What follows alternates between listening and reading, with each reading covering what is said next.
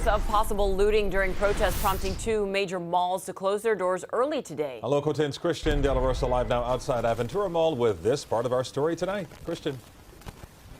Well, Calvin, Nicole, sources tell us it was social media posts calling for looting at places like Aventura Mall that were credible enough. Some serious precautions were taken, and police are still out patrolling.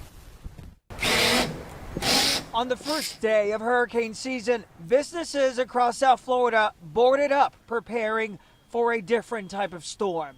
Police showing their numbers, lining up on Biscayne Boulevard in Aventura, where rumors of protest and looting prompted Aventura Mall to abruptly close its doors early. The mall's Apple store boarded up, so did this Foot Locker in Fort Lauderdale. Sawgrass Mills Mall also closed over fears of violence and heavily patrolled. It's unsettling to see your city going through this. In Aventura, some residents getting an email alerting them to possible protest, asking them to avoid the areas near the mall.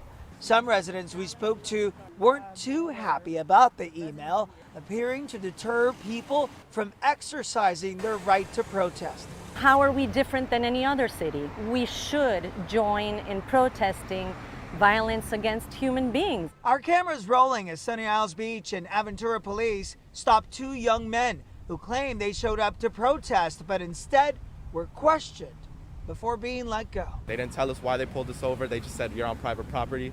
And how does that make you feel? It's infuriating because you know, the police, they're here to protect and serve, and they're not doing that because we're not damaging, we're not hurting anybody. Town Center Mall in Boca Raton also closed early. I can tell you management here at Aventura Mall tells us tomorrow they plan to have regular hours.